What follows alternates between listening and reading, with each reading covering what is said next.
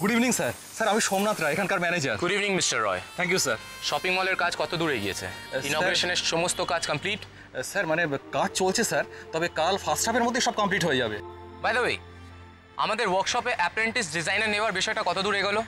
Sir news পেপারে বিজ্ঞাপন দেওয়ার পর অনেক অ্যাপ্লিকেশন জমা পড়েছে, তাদের মধ্যে 15 জনকে আমরা শর্ট লিস্টেড করে রেখেছি। ঠিক আছে, কাল এদের ইন্টারভিউ আমি নিজে নেব।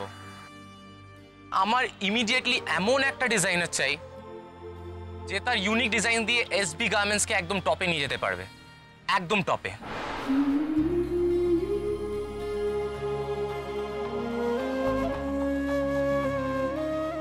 কিন্তু আমি তো বেশি দূর পড়াশোনাও করিনি, কি চাকরি পাবো আমি? দেখি না খবরের কাগজে তো কত রকমের বিজ্ঞাপন দেওয়া থাকে।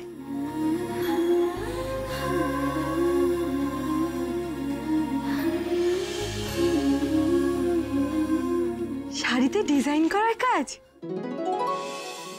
এইটাই তো আমি চাই, এটাই তো আমি করতে পারি।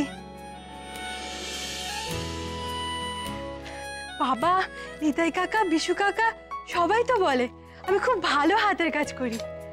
আমি বরং এই চাকরিটার জন্যই দরখাস্ত করে দিই। এই চাকরিটা পেয়ে গেলে মাকেও আর আমাকে সারাক্ষণ দেখে যন্ত্রণা পেতে হবে না।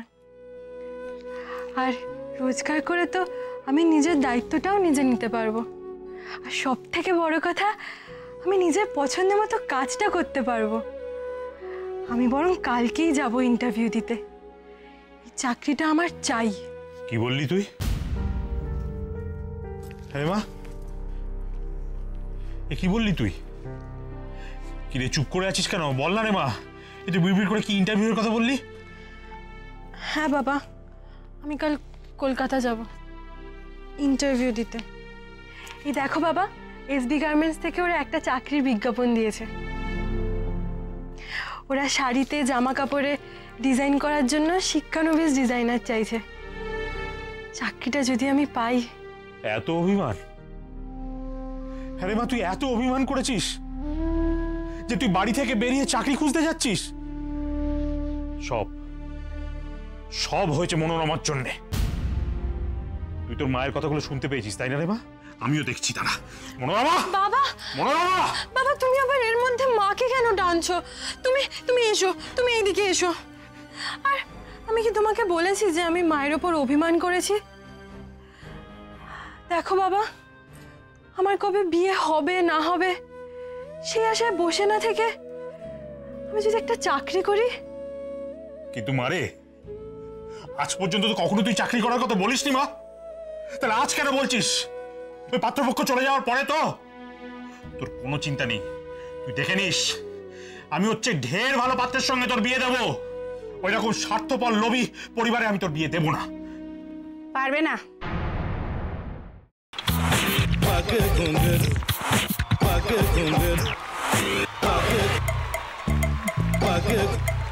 sa sa sa ga ga re re sa ni ni ni sa sa sa ga ga ga pa pa ma ma ga re re ga ga ga pa ni sa ma pa ni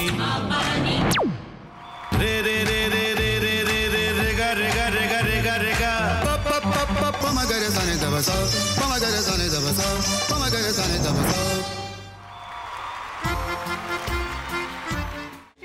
ভাতের সঙ্গেই খায়। তোমার ইলিশ মাছ actually ভাতের সাথেই ভালো লাগে। এইবার একটু আরেকটু জল লাগবে। হ্যাঁ, সর্ষে বাটা দিলে তো। তুমি বাজার করেছো কখনো? বাজার করেছি কখনো না, বাজারটা আমিই করি। কোথায় বাজার করো? আমাদের, হ্যাঁ আমি বেলঘড়িয়া, মানে আমি খুব খাদ্য রসিক, সত্যি বড় কথা। হ্যাঁ মানে ধরো শনি রোববার হলেই আমার মনটা চুপচুপ করে। হ্যাঁ দেখো ঠিক হচ্ছে কিনা, তারপর বলো। তোমার যাই এখানে ওখানে খেতে রেস্টুরেন্টে।